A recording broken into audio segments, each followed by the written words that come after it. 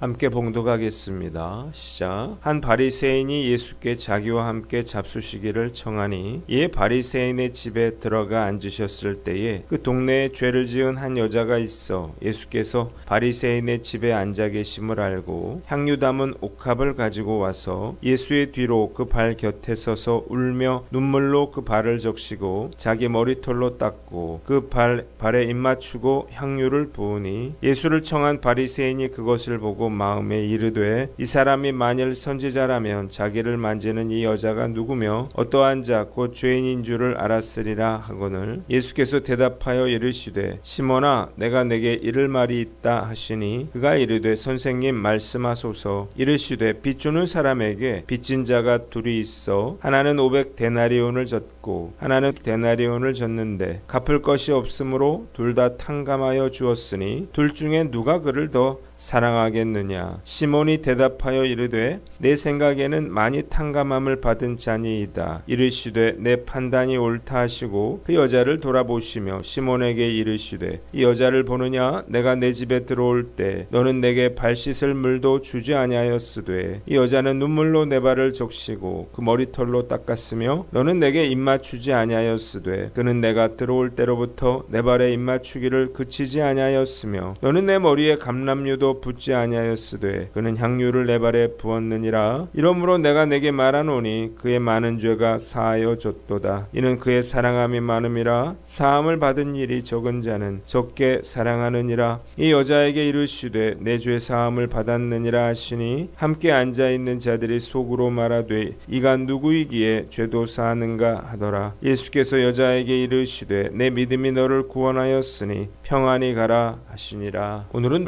사랑하겠느냐라고 하는 제목으로 묵상 나눔하도록 하겠습니다. 먼저 36절로 8절인데 38절을 봅니다. 울며 발에 입맞추고 향유를 부으니 그랬습니다. 예수께서 시몬이라고 하는 바리새인의 초청을 받아서 그 집에서 식사를 하시게 됐습니다. 당시 부자들은 집 가운데에 마당을 가지고 있었는데 시몬의 집도 마당을 중심으로 지어졌습니다. 이곳에서 잔치가 벌어졌어요. 그런데 바로 이때 놀라운 일이 일어났습니다. 그 동네의 죄인인 한 여자가 예수님의 발 곁에 서서 울며 눈물로 예수님의 발을 적시고 자기 머리카락으로 그 발을 닦고 그 발에 입을 맞추고 향유를 예수님의 발에 부은 것입니다. 본문이 우리에게 주는 교훈이 있는데 첫째로 죄사함의 은혜에 감사하라는 것입니다. 이 여인이 누구인가요?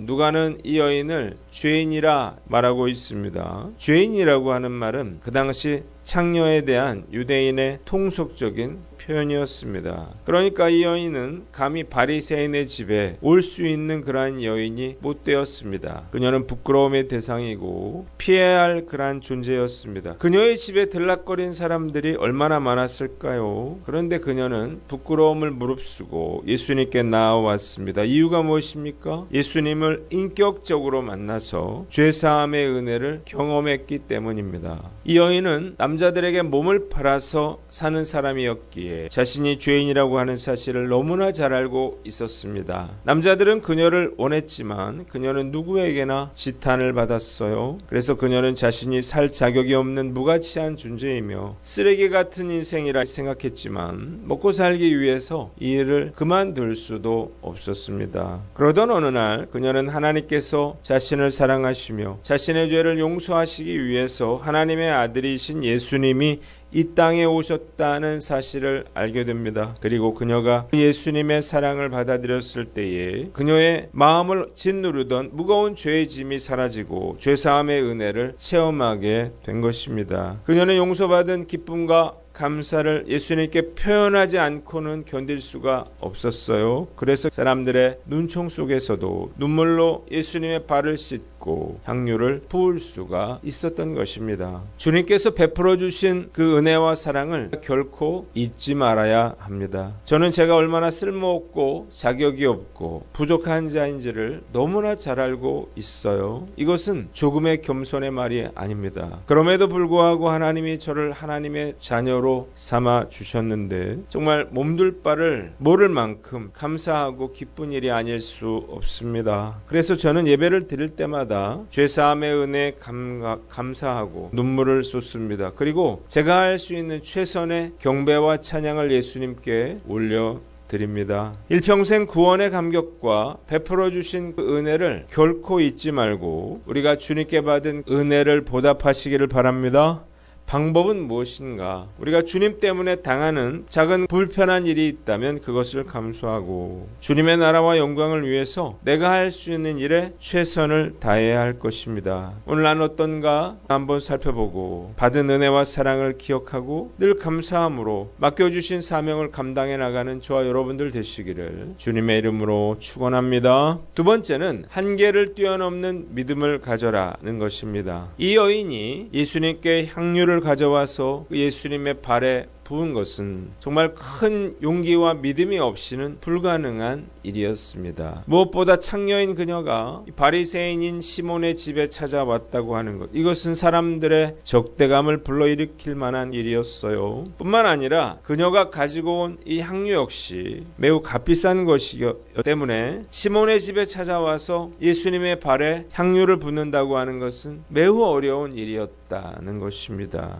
그럼에도 불구하고 그녀가 일을 행할 수 있었던 것은 그녀에게 한계를 뛰어넘을 수 있는 믿음이 있었기 때문입니다. 만일 그녀가 상식적으로 판단을 했다면 결코 예수님 발에 향유를 붓는 사건은 일어날 수 없었을 것입니다. 하나님의 나라는 이 여인과 같이 자신의 한계를 뛰어넘는 희생과 헌신을 통해 이루어져 왔다는 사실을 믿으시기를 바랍니다. 한국교회도 마찬가지예요. 자신을 돌아보지 않고 가족들의 희생을 감수하면서라도 주님의 나라를 위해서 희생하고 헌신한 사람들, 그 사람들이 한국교회가 부흥하고 성장할 수가 있었던 것입니다. 그런데 한국교회가 위기를 맞고 있는 가장 큰 이유 중에 하나가 바로 적당한 선에서 예수 믿어라 라고 하는 생각이 팽배해 있기 때문입니다. 너무 깊이 믿지 말아라, 적당한 선에서 하라. 예수를 믿어도 너무 깊이 빠지지 말라, 광신자같이 되지 말아라, 이렇게 말을 해요. 무슨 말입니까? 상식적으로 생각하라는 것입니다. 이 땅을 살아가고 있는 크리스찬들에게 사단이 유혹하는 말이라는 사실을 믿으시기를 바랍니다. 많은 기독교인들이 이러한 믿기에 걸려들고 있습니다. 마치 신앙에 깊이 빠지면 잘못된 것처럼, 믿음 생활을 제대로 하면 광신자인 것처럼 그렇게 매도하고 조롱거리로 만드는 거예요. 한국교회가 망하지 않기 위해서는 이 여인처럼 자신의 한계를 믿음으로 뛰어넘는 사람들이 점점 더 많아져야 할 것입니다. 물론 이성적이고 합리적이고 상식적인 것은 매우 중요해요. 그러나 교회는 이성과 합리와 상식으로만 이루어지는 것은 아니라는 거예요. 만약 그렇다면 교회가 세상의 모임과 다를 것이 무엇이 있을까요? 만일 이성과 합리와 상식만을 따랐다면 결코 존재하지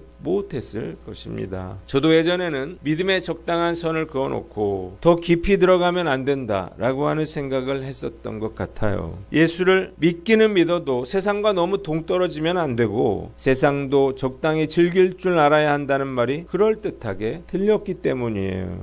예전에 저처럼 마귀에게 속고 있는 그런 분들이 너무 많아요. 신앙생활은 제대로 해야 하고 때로는 상식과 한계를 뛰어넘어야 한다는 사실을 믿으시기를 바랍니다. 저와 함께 말씀을 묵상하는 모든 분들이 자신의 신앙의 한계를 뛰어넘는 믿음으로 주님을 기쁘시게 해드리는 저와 여러분들 되시기를 주님의 이름으로 축원합니다. 두 번째 본문은 39절로 50절인데 39절을 봅니다. 이 사람이 만일 선지자라면 이 여자가 누구며 죄인인 줄을 알았으리라. 시몬이 이것을 보고 속으로 생각했어요. 이 사람이 만일 선지자라면 자기를 만지는 이 여인이 누구며 죄인인지를 알았으리라. 빚진 자의 비유를 통해서 그를 책망하십니다. 500데나리온의 빚을 탕감받은 자와 10데나리온의 빚을 탕감받은 자 중에 누가 더 채주를 사랑하겠느냐는 거예요. 시몬이 더 많이 탕감받은 자라 대답을 하자 예수님은 내 말이 옳다 말씀하시고 다음과 같이 그를 책망하셨습니다. 첫째로 너는 내게 발 씻을 물도 주지 않았지만 이 여자는 눈물로 내 발을 적시고 머리털로 닦았다는 것입니다. 팔레스타인 지역은 사막 기후이기에 샌들과 같은 신을 신고 돌아다니면 온통 발에 먼지가 묻게 됩니다. 그래서 주인은 손님에게 꼭 발을 발을 씻도록 해주었습니다. 그런데 시몬은 예수님을 초청하고도 발 씻을 물도 내주지 않았어요. 통상적인 그런 예의도 지키지 않았던 것입니다. 둘째, 너는 내게 입맞추지 아니하였으되 그는 내가 들어올 때로부터 내 발에 입맞추기를 그치지 않았다는 것입니다. 당시 입맞춤은 손님을 영접하는 자연스러운 그런 인사였습니다. 지금도 이 지역 사람들은 양쪽 볼에 입을 맞춥니다. 그런데 시몬은 예수님께 입 맞추지 않았어. 이것은 예수님께 대한 큰 결례였습니다. 세 번째, 너는 내 머리에 감람유도 붓지 아니하였으되 그는 내 향유를 발에 부었다는 거예요. 당시 이스라엘에서는 손님이 오면 손님의 머리에도 감람유를 부어서 그 머리를 단정케 해주는 것을 주인의 의무와 같이 여겼습니다. 감람유는 매우 흔했고 값도 비싸지 않았어요. 그런데 시몬은 예수님을 초청한 장본인이었음에도 불구하고 시종일관 손님에 대한 예의를 갖추지 않았습니다.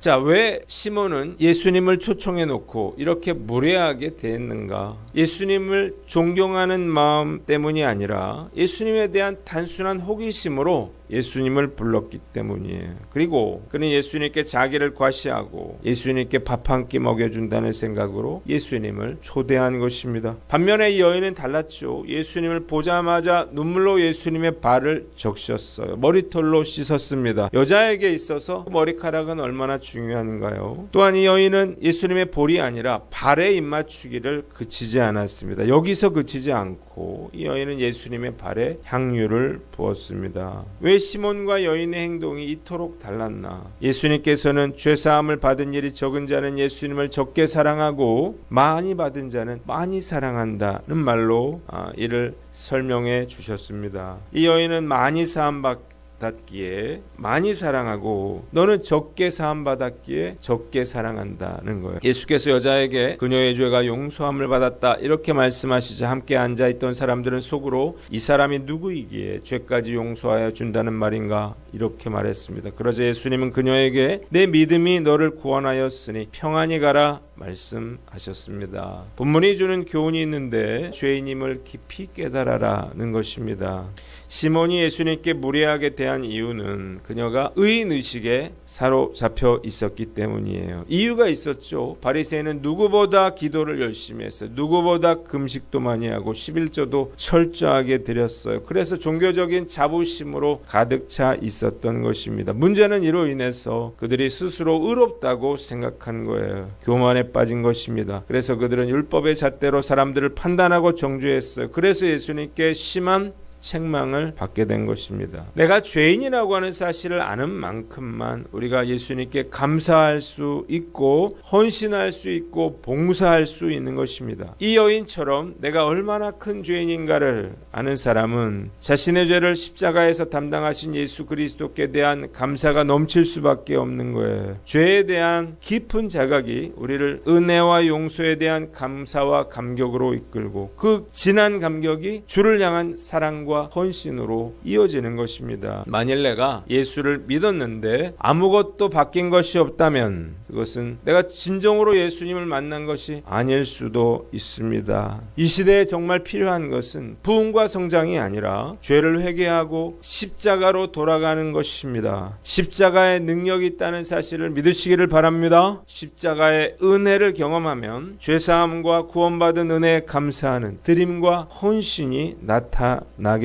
되는 것입니다. 시간이든 물질이든 주님께 드리기를 아까워하는 사람은 죄사함의 기쁨을 알지 못하는 사람이에요. 저는 제가 죄인이라고 하는 사실을 너무나 잘 알고 있습니다. 이유가 있어요. 제가 날마다 말씀대로 살겠다 이렇게 다짐하면서도 실천하지 못할 때가 너무나 많 믿음을 잘 유지하다가도 어느 순간 한순간에 무너지기도 합니다. 이럴 땐 너무나 낙심이 돼요. 그리고 제 자신에 대해서 실망스러워요. 그러나 그럼에도 불구하고 저를 용서하시고 저를 안아주시는 그 주님의 사랑을 경험할 때 울지 않을 수가 없는 것입니다. 용서받은 자로서 조금이라도 받은 은혜 보답해야 하는 것입니다. 오늘 말씀 앞에서 나는 어떤가 스스로를 돌아보고 평생 몸된 교회와 주님을 섬기는 일에 최선을 다하는 저와 여러분들 되시기를 주님의 이름으로 축원합니다. 기도하겠습니다. 기도하겠습니다. 하나님 아버지, 우리가 죄사함의 은혜에 감사하며 한계를 뛰어넘는 가지고 내가 죄인임을 깊이 깨닫고 살게 하여 주시옵소서.